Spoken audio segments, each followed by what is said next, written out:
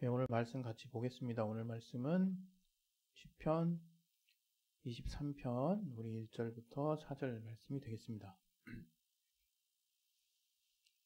화면에 나옵니다. 1편부터 우리 4절까지를 같이 천천히 합독하도록 하겠습니다. 시작. 여호와는 나의 목자시니 내가 부족함이 없으리로다. 그가 나를 푸른 초회장에 누이시며 쉴만한 물가로 인도하시는도다. 내 영혼을 소생시키시고 자기 이름을 위하여 의의 길로 인도하시는도다. 내가 사막의 음침한 골짜기로 다닐지라도 해를 두려워하지 않을 것은 주께서 나와 함께 하심이라. 주의 지팡이와 막대기가 나를 안위하시나이다. 아멘. 이전에 있던 교회에서는 이제 계속적으로 이걸 외우고 그랬는데 오랜만에 또 접하네요. 우리 시간에 이 말씀을 또 통해서 또 하나님이 여러분 각자에게 주시는 또 인도하시는 또 말씀의 주제가 있을 것입니다. 여러분이 그냥 바람은 제 입에서 나오는 그 말을 사람의 교훈이나 또는 그냥 들려지는 소리로 받지 아니하시고 또 하나님의 살아계신 하나님의 입으로 하신 그 말씀을 대언하는 성령의 감동을 통해서 하나님의 말씀으로 받을 수 있기를 바랍니다. 우리 각자 잠깐 기도하실 때 하나님의 말씀을 또 내 마음에 잘 또 심길 수 있도록 마음에 또 온전하게 잘 심겨서 옥토에 심겨진 씨앗처럼 30배, 60배, 100배의 결실을 맺을 수 있도록 또 여러분이 또 이 말씀을 들을 때 들을 길을 허락하여 주셔서 살아계신 하나님의 말씀으로 들을 수 있도록 우리 잠깐 자기 영혼을 위해서 기도하겠습니다. 하나님 아버지, 오늘 하나님이 우리에게 주시는 이 말씀을 통해서 우리가 주 안에서 또 은혜 받을 수 있도록 도와주시옵소서. 아버지, 오늘 이 말씀에 또 하나님, 또 말씀을 전하는 자나 말씀을 받는 자나 동일하게 하나님의 은혜 안에 거할 수 있도록 우리를 붙들어 주시고 인도해 주시옵소서. 성령으로 우리를 깨닫게 하여 주시고 역사하여 주시옵소서. 주께 참으로 감사하며 예수 이름으로 기도했습니다. 아멘. 예, 할렐루야. 예, 지난주 우리 설교 주제가 영원히 함께 하심이라는 주제로 여러분과 이제 함께 했습니다. 예, 오늘도 제목이 이제 비슷해요. 오늘 설교 제목은 언제나 함께 하십니다. 언제나 함께 하십니다. 늘 여러분에게 말씀드리지만 하나님이 함께 하시는 게 여러분에게 부담이나 짐이 아니에요. 그리고 하나님이 함께 하신다는 것에 여러분이 실질적인 체험을 이제 가지고 있어야 내가 하나님과 함께 한다는 게 얼마나 큰 복이자 또 얼마나 큰 또 기쁨인가라고 하는 것을 여러분이 비로소 이제 하나씩 둘씩 이제 알게 되실 거라고 생각합니다. 저도 물론 하나님을 아는 분량이 압도적으로 많거나 여러분보다 그렇다라고 생각하진 않아요. 그러나 분명한 것은 제가 이 목회의 길을 가기까지 하나님께서 분명히 그분의 살아계심을 신실하게 저에게 제 삶에 보여주셨고 또 증명해 주셨고 또 우리가 같이 함께 또 볼 수 있도록 안내를 해 주셨기 때문에 제가 지금 이 길까지 와 있는 것이라고 믿습니다. 오늘 우리가 이제 2024년 주제를 주님과 함께 with the Lord, 영어가 좀 이상한가? 주님과 함께라는 큰 제목을 가지고 이제 2024년을 이제 함께 하기로 했습니다.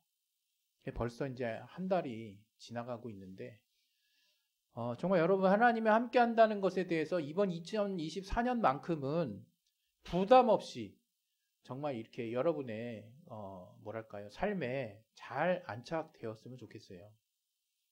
우리가 신앙이 얼마만큼인가를 측정하는 것은 사실은 무의미해요. 또 물론 우리가 신앙이 겉으로 보기에 신실하게 드러나는 분들이 있을 수 있습니다. 또 그분들의 어떤 하나님을 향한 또 변함없는 또 성실한 모습들 때문에 우리가 그러한 하나님을 향한 신실한 어떤 분들의 모습을 엿보기도 해요. 그러나 제가 누누이 계속해서 말씀드리지만 사실 여러분이 하나님과의 믿음의 중심이 어떠한가를 알 수 있는 사람은 하나님과 여러분 단둘밖에 없어요. 그러니까 그 믿음에 대해서 여러분이 제발 과소평가하지 말았으면 좋겠는 거죠. 또 다른 사람의 믿음을 보고 이렇게 위축되지도 말았으면 좋겠고, 또 여러분이 다른 사람이 보게 하려고 이렇게 인척, 이렇게 뭔가 체면치레 하듯이 뭔가 믿음이 있는 척 이렇게 할 필요도 저는 없다고 생각합니다.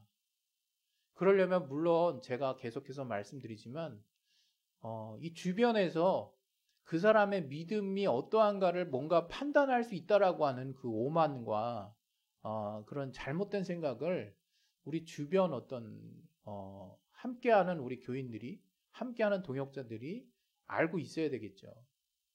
그 사람이 어떤 모습을 보인다 한들 그 사람이 하나님을 향해서 어떤 믿음의 색깔과 어떤 믿음의 중심을 가지고 있는지는 정말 하나님만이 아시는 겁니다. 그래서 여러분이 그러한 핵심 가치를 정말 헷갈리지 마시고 또 놓치지 마셔서 어떤 환경 안에서도 여러분이 하나님을 향해서 가지고 있는 그 믿음을 이렇게 내려놓지 마시기를 간절히 당부드리는 바입니다. 오늘 계속해서 말씀을 드리면 이 주님과 함께하는 것도 사실은 보이지 않아요. 내가 주님과 지금 함께하고 있는지, 또 주님이 어떻게 지금 나를 생각하시는지 알 도리가 없죠. 그래서 제가 여러분에게 자유로운 내면의 세계를 추천드리는 겁니다. 여러분, 진리로 자유하다는 거 사실 어렵지 않다고 저는 생각해요. 하나님의 말씀 누가 보지 않아도, 누가 또 이렇게 살펴보지 않아도, 또 누가 시키지 않아도 내가 하나님의 말씀 하나하나를 굳이 무슨 공부하듯이 또 철자 하나하나를 곱씹고 외우지 않아도 정말 해당 구절의 내용이 어떠한가 여러분이 아셨다면 그 내용대로 여러분이 정말 믿으려고 하는 그 마음의 중심이 하나님과의 관계에서 살아있다면 그 사람의 믿음은 하나씩 둘씩 성장할 수밖에 없어요. 그리고 그렇게 성장한 그 믿음 안에서 결국에는 하나님의 실상이, 또 하나님의 실제하심이 점점 더 구체화되는 거예요. 이 신기하게 이 신앙이라는 건 뭐냐면 과학은 우리 눈에 보여야 거기서부터 출발한다고 저는 그렇게 알고 있어요. 그러나 믿음은 하나님의 입으로 하신 그 말씀, 이제 성경이라고 할 수 있죠, 대표적으로. 그 말씀을 내가 먼저 받아들이고 믿으려고 하는 의지에서부터 시작된다라고 말씀드릴 수 있거든요. 다시 말하면 우리가 뭔가를 티끌도 없고 뭔가 있지도 않아도 뭔가 그것이 그러한가 하는 그런 마음을 가지고 여러분이 분명한 어떤 타당한 이유를 가졌다면 믿기 시작해 보는 거예요. 하나님의 약속의 말씀들을 먼저 믿기 시작해 보는 거죠. 그것을 통해서 살아계신 하나님이 함께 하신다라고 하는 구체적인 증거들이 이제 여러분 상상할 수 없는 그 여러분 삶의 지경에서 하나씩 둘씩 발견되어질 것입니다. 전 이것을 분명히 체험한 사람이고 그런 것을 여러분에게 구체적으로 좀 추천을 드리는 바예요. 오늘 하나님이 여러분과 함께, 이제 주님과 함께라는 제목의 이제 소제목으로 이번 주 오늘 여러분과 나눌 것은 언제나 함께 하심이라는 제목으로 여러분에게 소개해 드리려고 합니다. 그 말이 그 말 아닌가. 그러나 오늘 저는 이 언제나 함께 하심이라는 그 하나님의 그 우리를 향한 그 외침, 우리를 향한 또 선한 그 영향력을 여러분이 좀 평생 마음에 좀 두고 사셨으면 좋겠어요. 언제나. 왜? 여러분, 우리가 신앙생활 할 때 우리가 착각하는 부분이 하나 있어요. 뭐냐면 신앙이 뭔가 잘 돼 나간다라고 생각하는 사람들은 통상 어떤 생각을 갖고 있냐면 내가 하나님께 예를 들어서 주일 성수도 잘하고 또 내가 하나님께 딱히 크게 잘못한 것이 없다라고 생각이 될 때 그 사람과 하나님과 관계가 원만하고 또 그 사람의 신앙의 상태가 좋다. 나는 하나님과의 관계가 이 정도면 좀 괜찮아. 라고 생각하는 이제 우리가 오류를 범할 수 있거든요. 그러나 제가 이 시간에 단정적으로 말씀드리지만 정말 하나님과의 관계에서 우리가 행위로 뭔가 하나님 앞에 잘해서 하나님께 이렇게 칭찬받을 일은 사실 없어요. 굉장히 좀 이 얘기를 듣는 순간 낙담하시는 분이 있을지 모르겠어요. 왜? 하나님이 이제 우리와의 관계에서 유일하게 열어놓기로 작정하신 길이 하나 있거든요. 그 길이 뭡니까? 바로 믿음의 길이에요. 믿음의 길. 이제 하나님이 우리가 어떤 행위를 하든 믿음으로만 우리를 보시기로 작정하셨어요. 물론 야고보서라고 하는 성경에 또 장이 있는 것처럼 우리가 행함이 없는 믿음을 또 어떻게 이것을 믿음이라고 할 수 있느냐라고 하는 진지한 우리 자신의 물음에 이제 대답할 수 있어야 되겠죠. 그러나 뭐니 해도 우리가 행함이 100%에 도달할 수 있는 사람은 사실 없어요. 우리가 행함으로 완전함에 도달할 수 있다고 했다면 하나님이 우리와의 관계에서 네가 나와 내가 너에게 부탁한 말들을 100% 순종했을 때 너는 천국의 제일 꼭대기 부분에 앉을 것이다. 뭐 이런 식으로 얘기하지 않으셨습니다. 또는 네가 최소한 90% 이상을 성취했을 때 네 행함을 내가 인정해 주겠다. 이렇게도 말씀 안 하셨어요. 그리고 반대로 야, 네 행함을 보니까 20%구나. 너는 수준 미달이다. 아무리 네가 나를 믿는다고 얘기해도 네가 믿는 대로 행함이 지금 20%밖에 안 되는데 내가 어찌 널 믿을 수 있겠냐. 저리 가라. 이렇게 얘기도 안 하셨습니다. 다시 말하면 이게 복음의 전 위대함이라고 생각하는데 우리가 하나님을 어떻게든 믿는 그 믿음은 하나님이 보십니다. 사람은 못 봐요. 사람은 우리가 그냥 믿음으로 표현하는 그 드러나는 것을 보는 거죠. 그러나 하나님은 정말로 우리가 하나님께 나아가는 그 믿음에 단 0.001%라도 보십니다. 그래서 하나님이 우리 안에서 그 믿음을 보시면 하나님은 잘했다 하시는 거예요.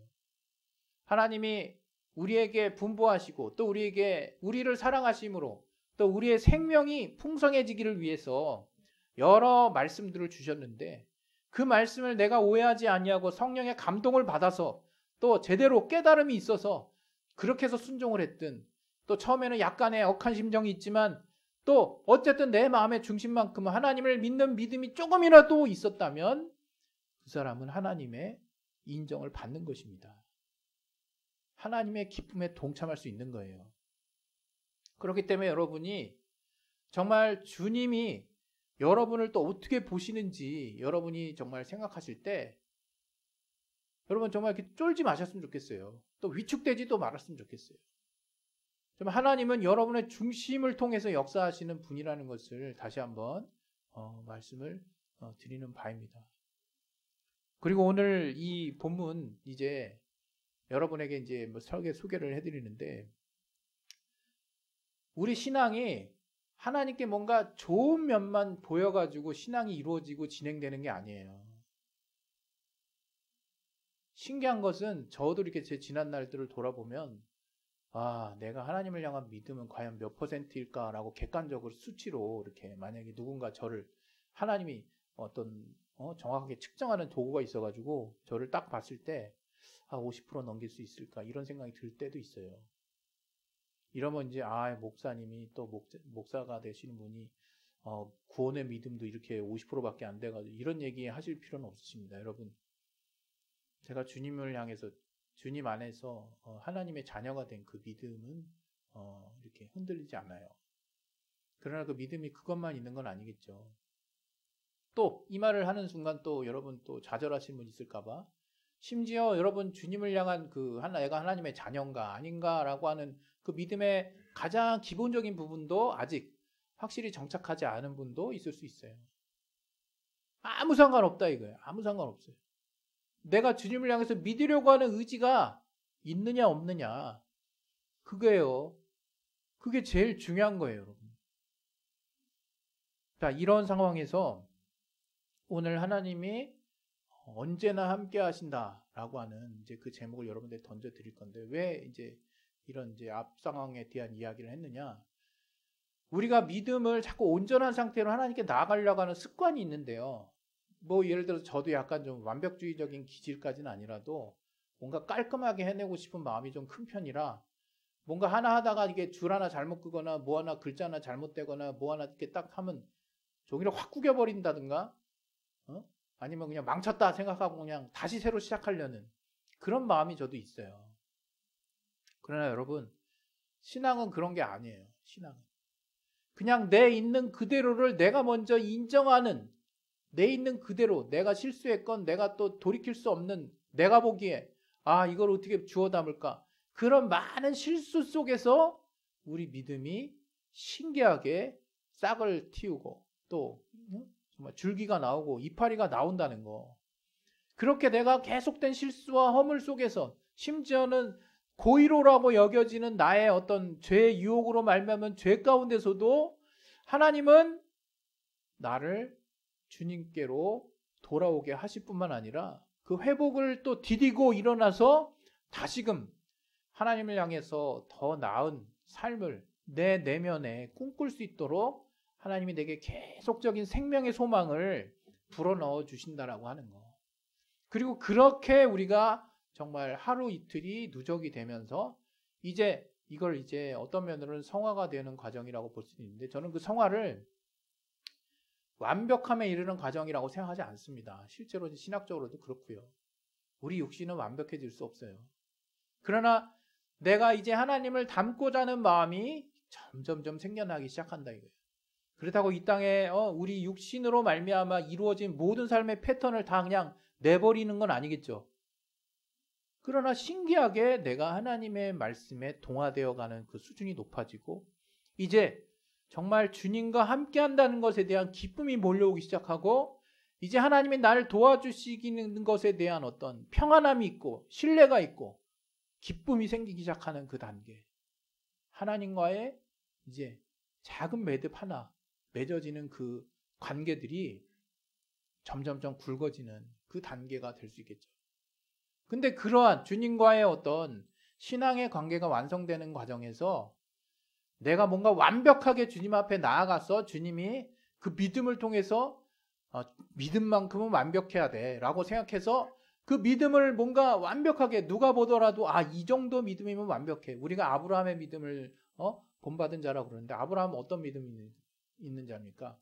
죽은 자를 살리는 믿음을 가진 분이에요. 아브라함이.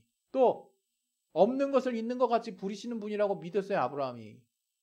우리가 그 정도의 믿음에 도달하는 막 그런 어떤 생각들만 다 가지고 계십니까? 근데 여러분, 그건 아브라함의 하나님이 최종적으로 빚으시는 마지막 모습이었고요.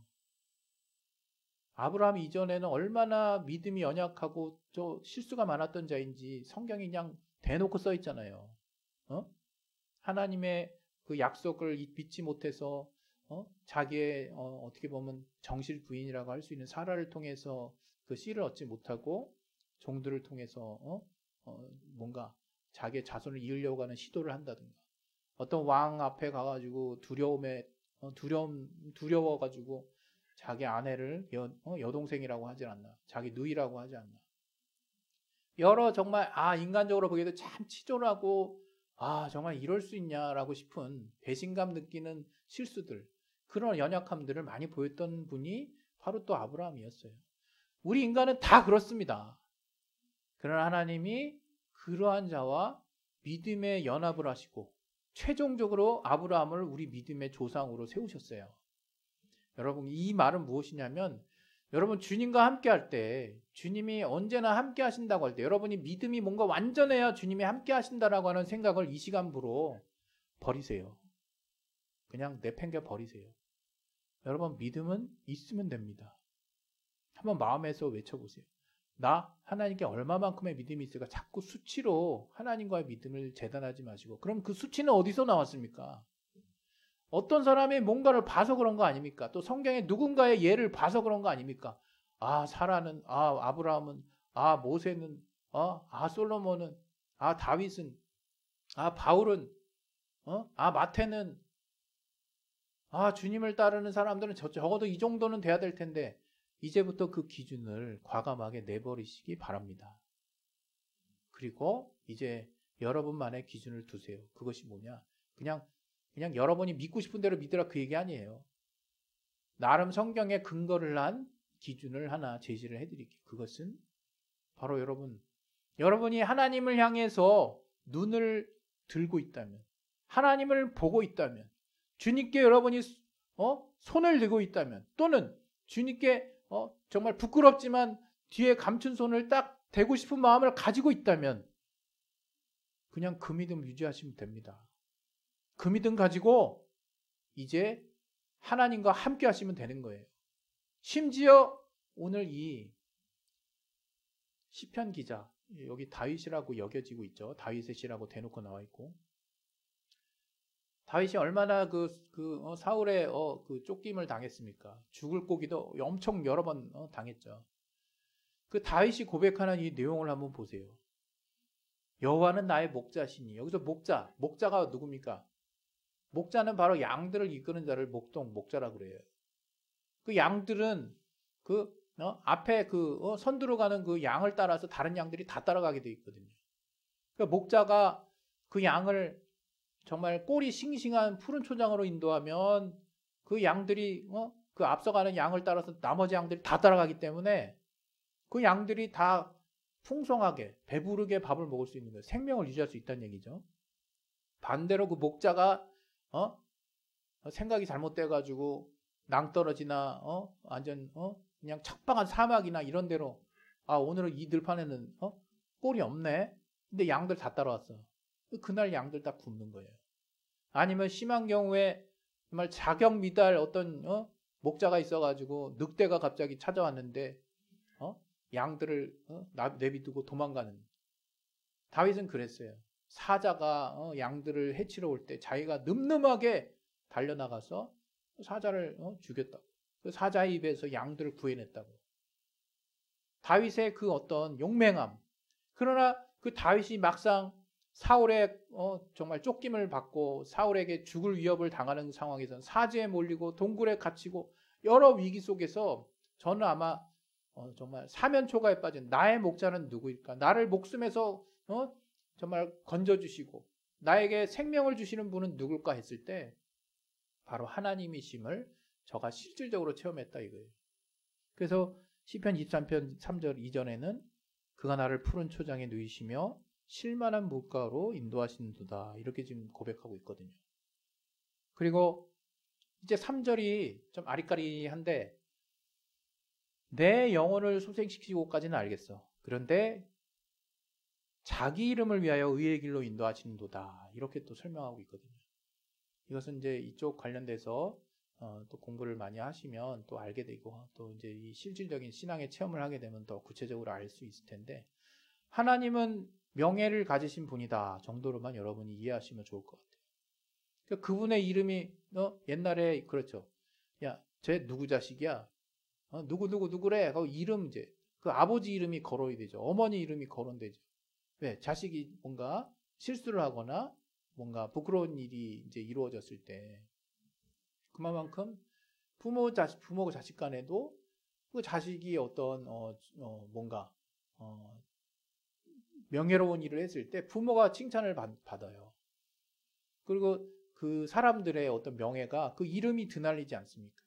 어떤 그런 사람들 안에서도 명예라는 것을 사람들이 아는 것처럼 하나님도 그 이름의 어떤 그 명예를 정말 이렇게 존중하시고 귀하게 여기시는 분이시다 정도만 아시면 될 것 같고 그런데 그래서 그 이름의 명예가 먹칠되는 것에 정말 뭐랄까요? 이렇게 견딜 수 없어 하시는 분이라 그럴까요? 그런 분이 하나님이신데 그 다음 절에 보면 여러분이 또 잘 또 여러분 새겨들을 부분 그냥 오늘 핵심 구절인데 4절 보시면 내가 사망의 음침한 골짜기로 다닐지라도 해를 두려워하지 않을 것은 주께서 나와 함께 하심이라 이렇게 돼 있어요. 여러분 여기에 여러분 오늘의 그 주제에 내용이 담겨 있습니다. 여러분 제가 지금 뭔가 신앙생활을 똑바로 해야만 뭔가 신앙을 또 잘 가져야만 하나님과 함께 할 수 있다라고 하는 생각 벗어버리라고 그랬죠. 내가 현재 갖고 있는 믿음으로 충분하다라고 말씀을 드린 거예요. 근데 오늘 이제 더 나아가서 이 구절을 통해서 이제 마지막 여러분에게 핵심 내용을 전달하려고 합니다. 뭐냐면 내가 사망의 음침한 골짜기로 다닌다는 것은 여러 가지로 설명할 수 있어요. 누군가 의도해서 여러분을 사망의 어두운 곳으로 인도하는 이제 그런 상황이 될 수도 있고 내가 뭔가 순간에 잘못된 선택으로 사망의 음침한 골짜기로 갈 수도 있어요. 그러나 이것이 됐든 내가 의도했든 의도하지 않았던 총망라에서 내가 어떠한 조건에서든 사망의 음침한 골짜기를 결국 가버릴 수밖에 없는 그런 상황에 직면했어. 그리고 이 본문의 내용을 보면 직면한 수준이 아니라 지금 가고 있어요. 그러는 어두운 길을 가고 있어요. 근데 그렇게 가고 있다 할지라도 다윗은 뭐라고 얘기해요?